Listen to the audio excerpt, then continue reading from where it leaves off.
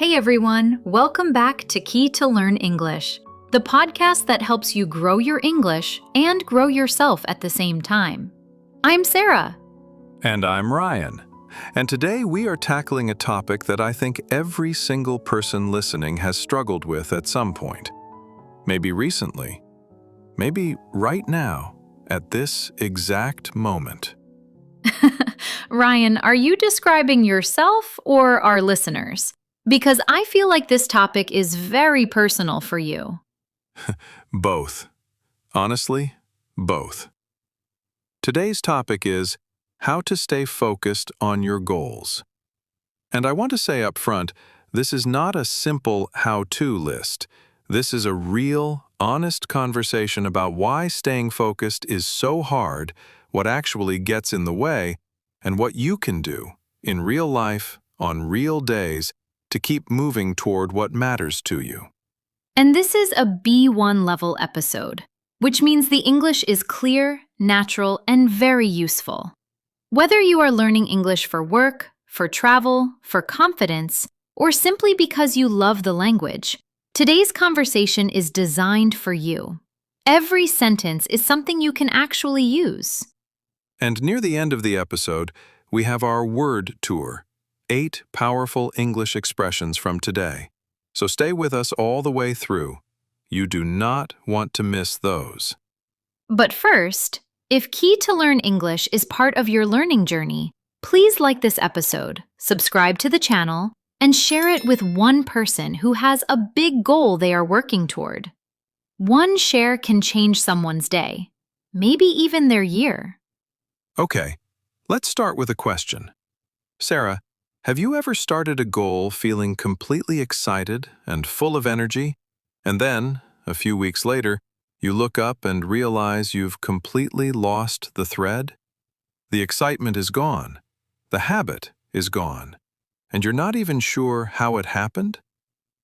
Ryan, I think that is one of the most universal human experiences that exists. You start strong. The first week is beautiful. And then life comes in. Distractions, tiredness, doubts, other responsibilities.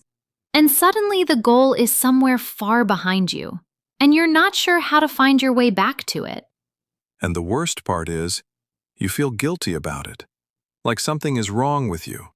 Like other people stay focused easily and you are the only one who keeps losing your way. And that is completely not true. Staying focused is hard for everyone. It is a skill, not a personality trait, not a talent you either have or you don't. It is something that can be learned, practiced, and improved. And that is exactly what today's episode is about. Let's start where I think we always need to start, with honesty. Why is staying focused so hard? Because I think a lot of people blame themselves when the real enemy is actually the world around them. Yes, and I want to say this clearly. Your attention is one of the most valuable things you have. And there is an entire industry, billions of dollars, thousands of engineers, designed specifically to pull that attention away from your goals and toward a screen.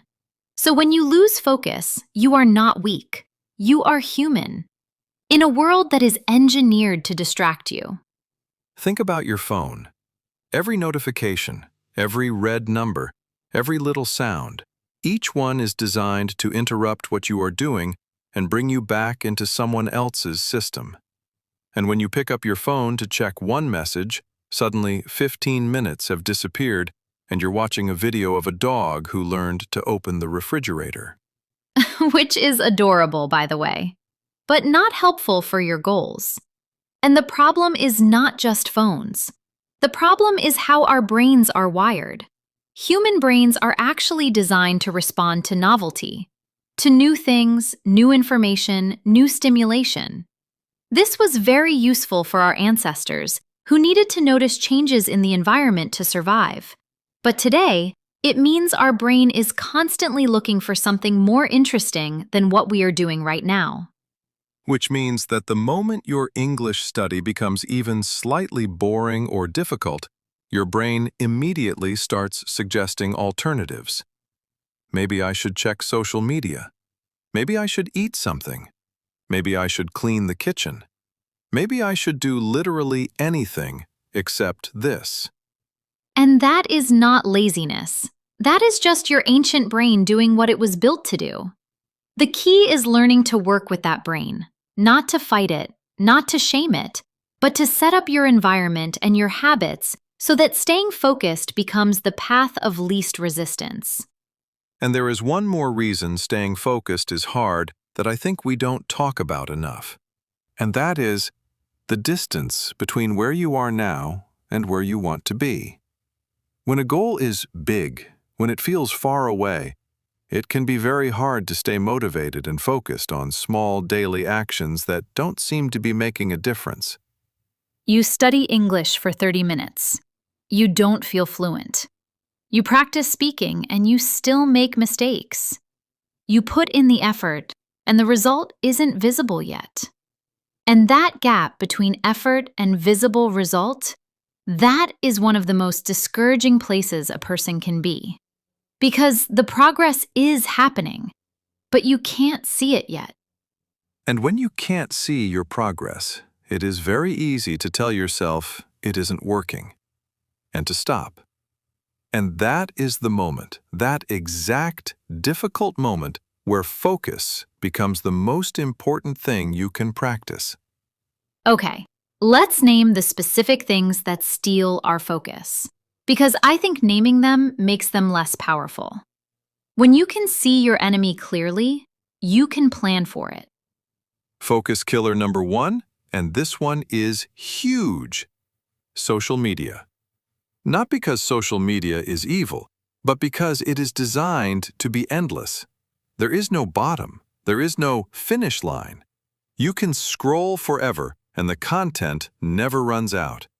And every time you open it, even for 2 minutes, it costs you much more than 2 minutes, because it takes time for your brain to come back fully to what you were doing. There is actually research on this. It's called attention residue. When you switch from one task to something else, even briefly, part of your brain stays with the first task while you try to do the second. And then when you come back, part of your brain is still thinking about what you just checked. So every distraction leaves a residue, a little bit of mental mess that makes it harder to focus. That explains so much. You check your messages for 30 seconds and then wonder why you can't concentrate for the next 10 minutes. It's not you being weak, it's attention residue doing what it does. Focus killer number 2. Trying to do too many things at the same time. Multitasking. And I know some people are very proud of their ability to multitask. But the research is very clear on this. Human beings are not built for real multitasking. What we actually do when we multitask is switch very quickly between tasks. And every switch has a cost. Every switch makes each individual task worse. You cannot study English properly while also having a conversation, watching something on television, and monitoring your messages. You can do all of those things at the same time, but you cannot do any of them well. And when it comes to learning, doing it poorly every day is much less effective than doing it properly for a shorter time. Focus killer number 3. An unclear goal. And this one is sneaky. Because sometimes people lose focus not because they are distracted, but because they were never fully clear on what they were focusing toward in the first place. Right. If your goal is just, I want to speak better English, that is not clear enough to focus on. Better than what? By when? How will you know when you've achieved it? A vague goal produces vague effort, and vague effort produces very little result. A clear goal sounds more like, I want to be able to hold a 5-minute conversation in English about my work by the end of this month. That is specific. That is measurable. That is something you can point your effort toward every single day. And a clear target is one of the most powerful focus tools that exists. And focus killer number 4, perfectionism. The belief that unless you can do something perfectly, you shouldn't do it at all.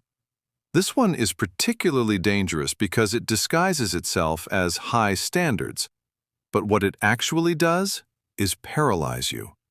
It keeps you in preparation mode forever, researching, planning, waiting for the right time instead of actually doing the work.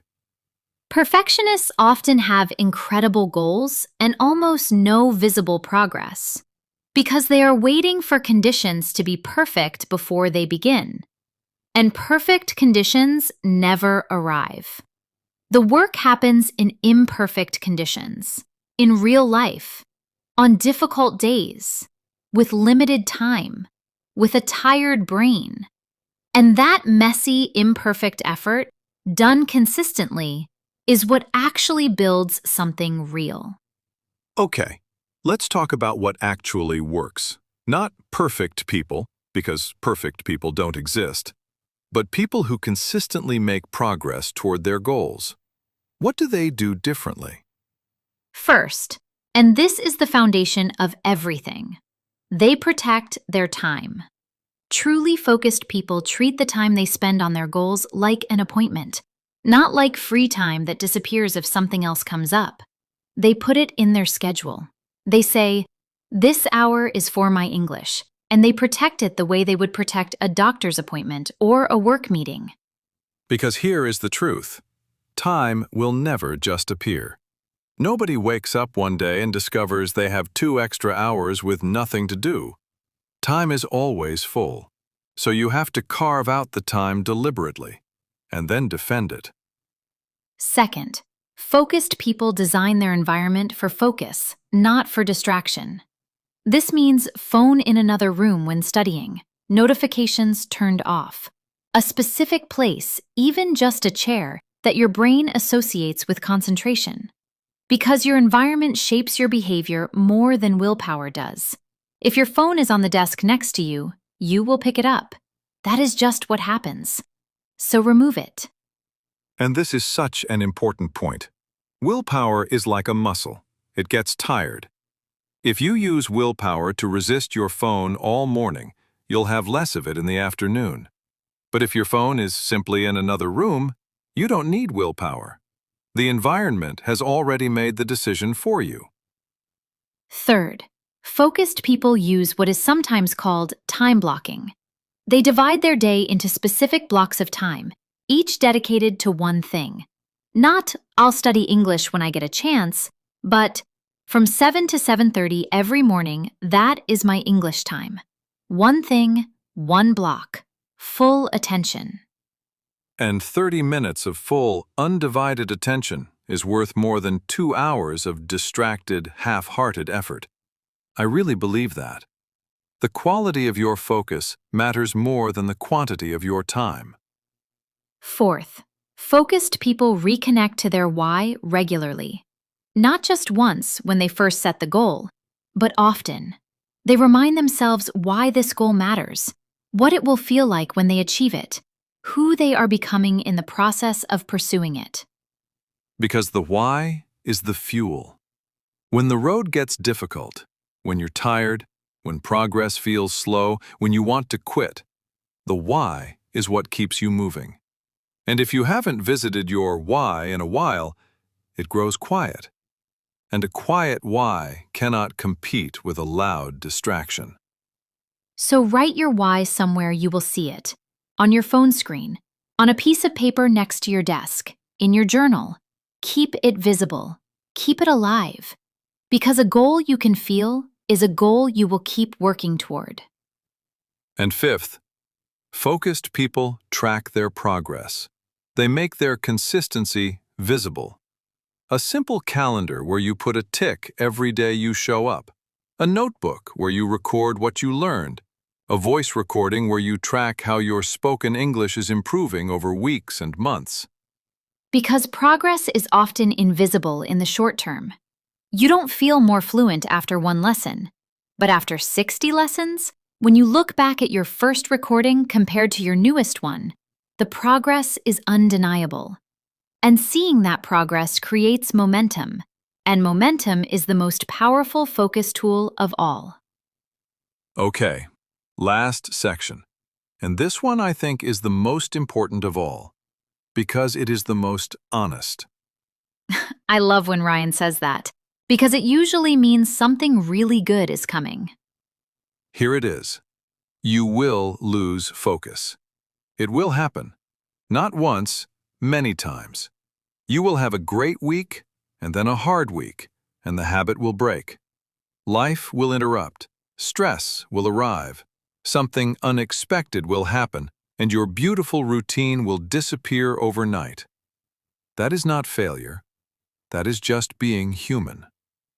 And the question is never, will I lose focus?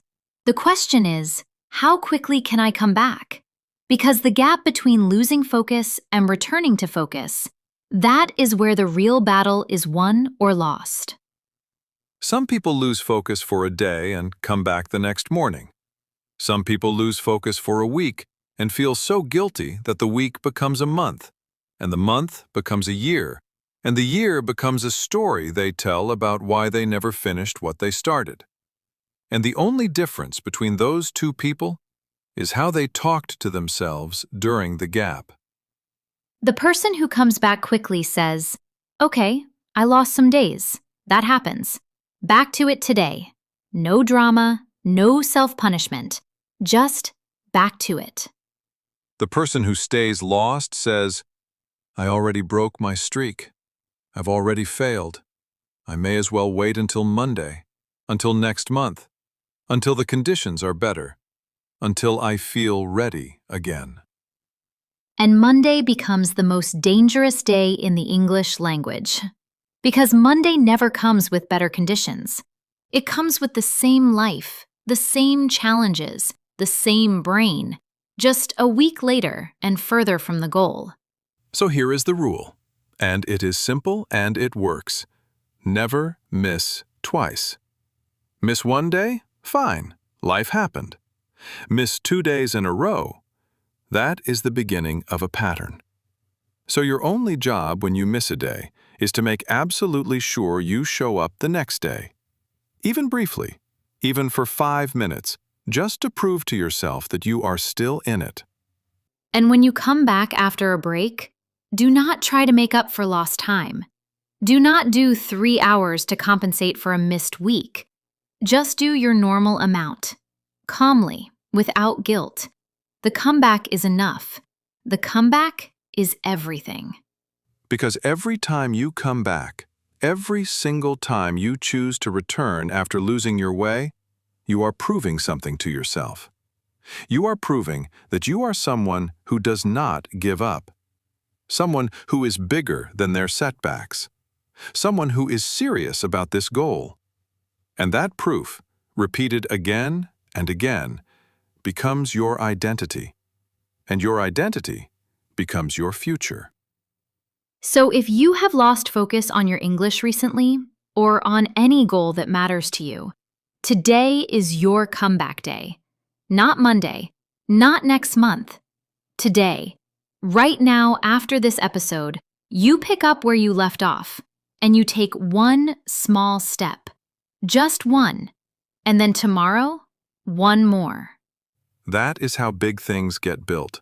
Not in one heroic effort, but in small, consistent, courageous returns. Every single day. Word tour time, let's go! 8 expressions from today that will make your English sharper and more natural.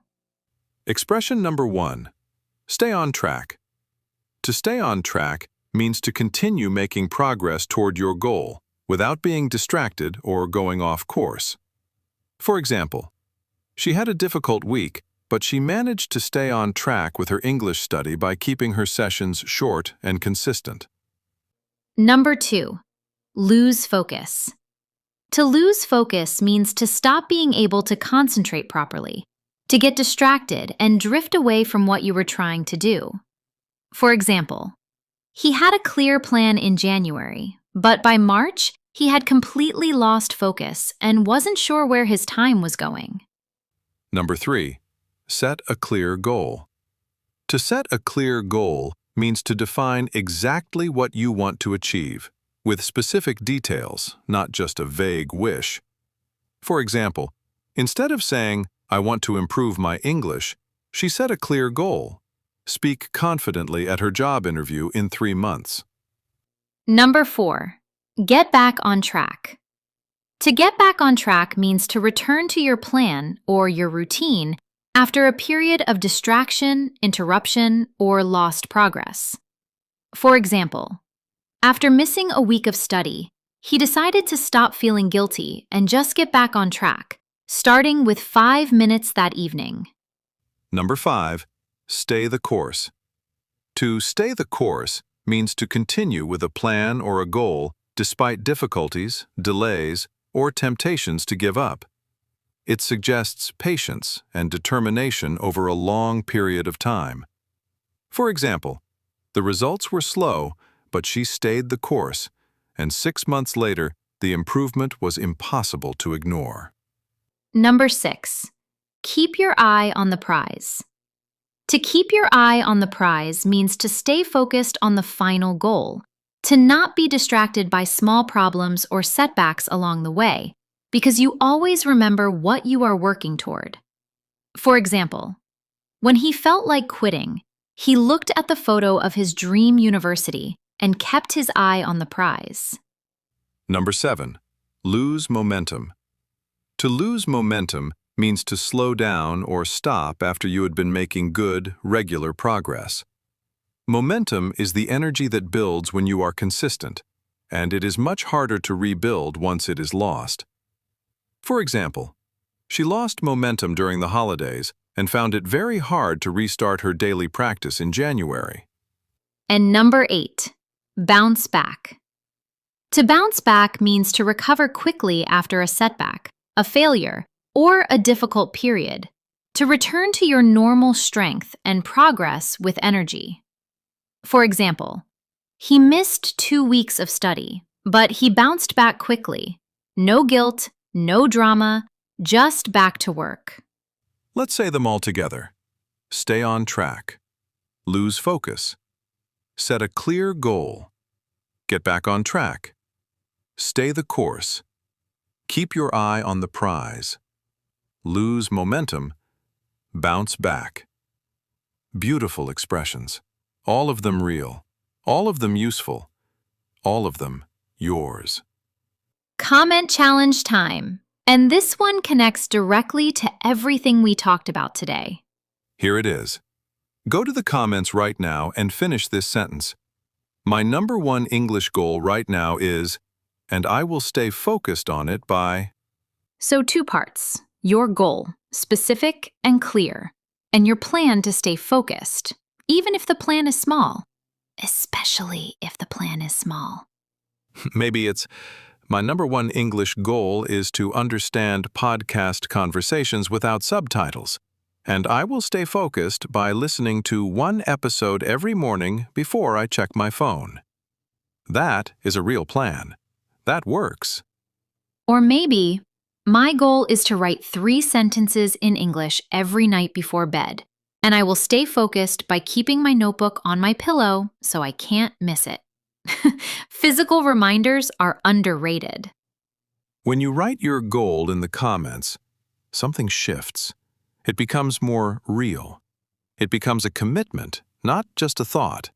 And when other people read it and encourage you, that is a small community of support forming right there in the comment section. And we read your comments. We really do. So write yours. Tell us your goal.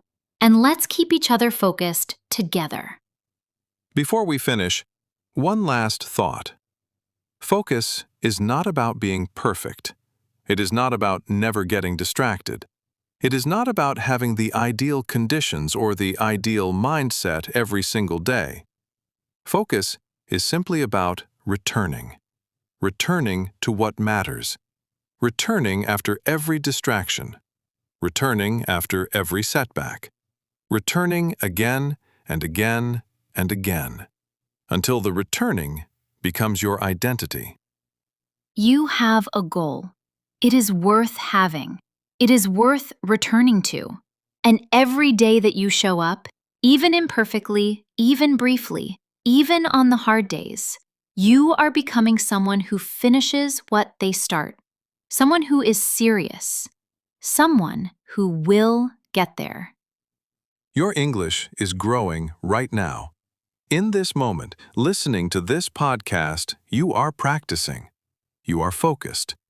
And that focus, repeated consistently, will take you further than you can currently imagine. Thank you so much for being here today. Please subscribe to Key to Learn English because every episode is made with care, with love, and with you in mind. And we will see you in the very next one. This has been Ryan. And this has been Sarah. Stay focused, stay consistent, and never stop coming back. Bye for now. And remember, one small step today is worth more than a perfect plan that never starts.